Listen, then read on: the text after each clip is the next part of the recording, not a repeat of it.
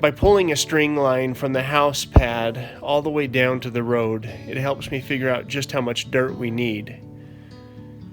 As I really started moving dirt around, trying to widen out the driveway, I realized it's going to take a lot more dirt than I thought.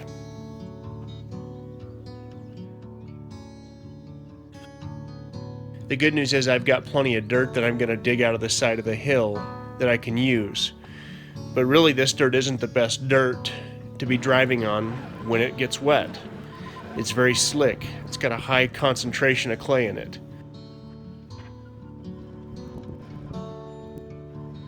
What I hope to do is get the appropriate amount of dirt in place and ran over with the backhoe over and over and over again. And then once I pour the concrete that I need to for the front porch and for the addition, it will compact a lot of the dirt. And then at some point in there, I'm going to start hauling gravel and really try to create some sort of a base that doesn't erode away too fast.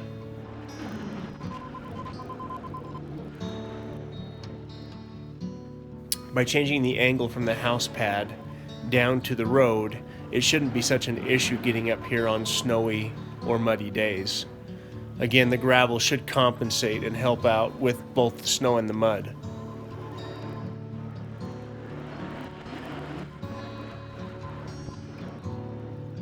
Someone asked me recently what I'm listening to when I have my earbuds in, and the answer is I listen to a lot of different things, whether it be my favorite podcasts, or my favorite public domain books, or my favorite playlist on Spotify. But I'm always listening to something. But what I think I'm really trying to do is avoid being alone with myself.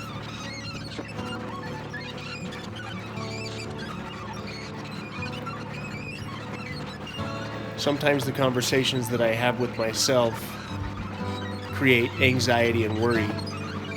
And I've learned that rather than dealing with this, it's just easier to listen to something positive.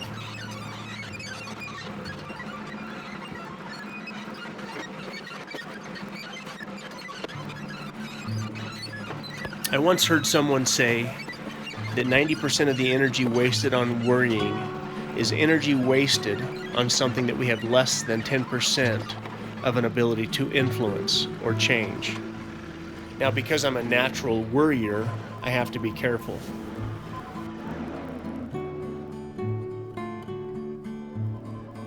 So I try not to worry about all the things I have to get done. By taking action on the things that I have control over, this somehow lightens the burden of worry.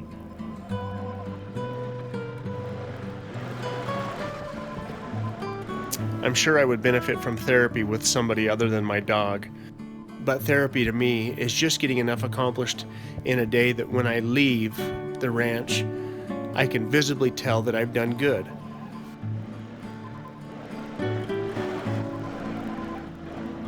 I worry about the overwhelming obstacles in my way. The one thing I worry about is the road. I worry about the driveway. Both myself and my wife understand that living up here and living the way we're choosing to live is going to come with resistance and drawbacks. But there has to be a balance. There has to be enough good to offset the challenges. So what I worry over is trying to eliminate as many of these challenges myself so that my wife and kids don't have to deal with them. But that being said, I also recognize that most character, most integrity that people develop comes from dealing with challenges.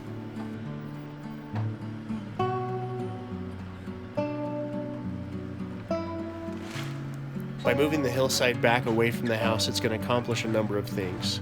The first obvious thing is it's going to give me enough room to pour another 10 by 10 room for the utility closet, another 10 by 10 room for a bedroom, and maybe even a good-sized pantry for my wife. But by doing this, I want to get that hill as far away from that side of the house as possible.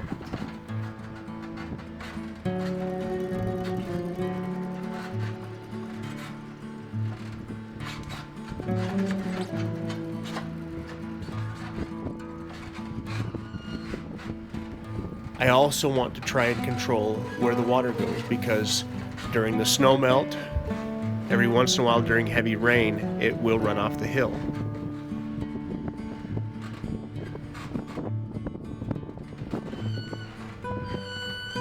Once I get the hill pushed back as far as I want to, the next step will be using the laser level to grade around the house properly and then create a ditch of sorts that flows around the house and down the front yard.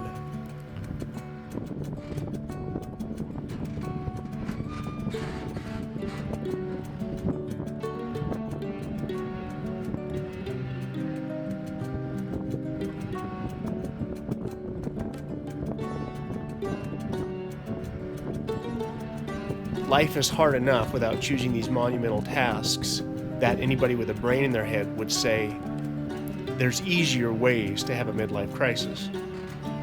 The problem now is I'm so heavily invested in what I'm doing that there's no way I can quit.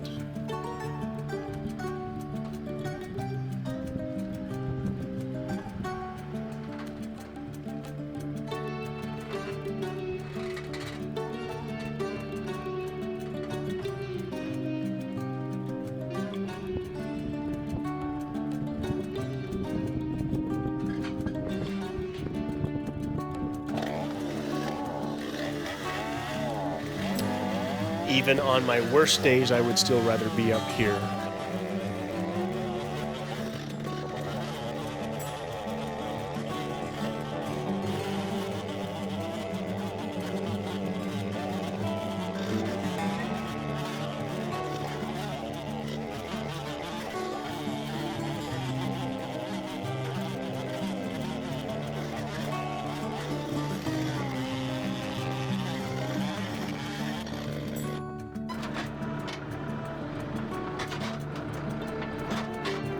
I've developed this new idea that about halfway through the day, I take my earbuds out, I take my phone down to the truck, and I listen. I listen to the birds, I listen to the trees, I listen to the turkeys, I listen to the creek, I listen to all these beautiful things that are not obstructed by the background noise coming from a highway, or by the background noise of a siren, or by the background noise of anything that would come with city life.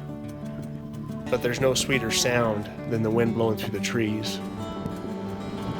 One of my favorite things about this Douglas fir tree that I'm about to cut down is the sound that it makes when the wind blows through it. Maples don't sound the same way. It's really bumming me out thinking that I'm taking that away. It's 20 feet away from my house, and there's nothing more beautiful than having the windows open in the house and hearing the wind whipping through that tree.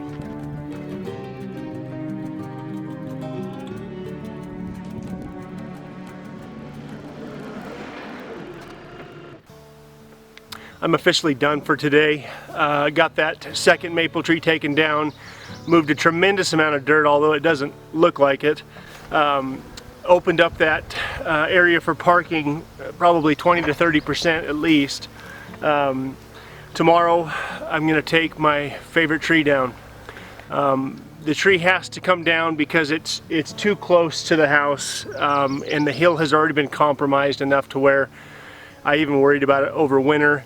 I'm guessing it's an 80 to 100-year-old Douglas fir, and I really am heartsick over it, but it's got to go. I've got to move that hill back about 15 feet. What I will do is I'll mill that. I'm going to cut it into usable pieces, drag it up on the hill, and paint the ends of it and let it slowly dry out, and I'll turn that into you better believe I'll turn that into something significant. My kids have started calling it the grandpa tree because we think it might be comparable in age to my dad.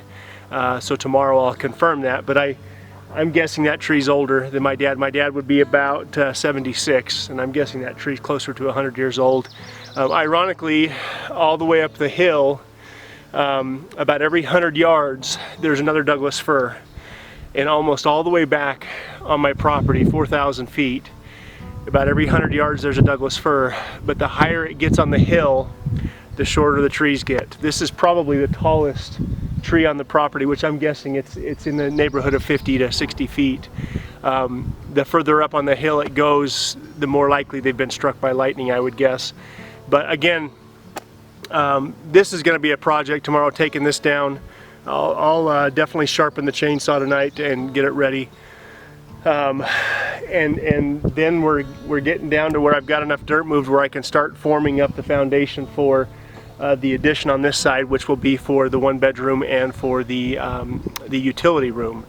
And this will be a huge step.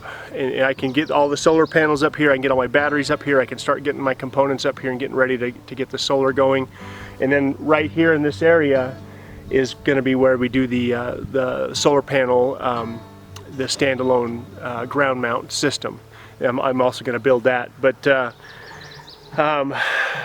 you know, on a very positive note, I was working today and I noticed that I was seeing county trucks driving up and down the road, and we've had issues getting the county to help us maintain this road, and we knew that when we bought the land, that it was an unmaintained county road.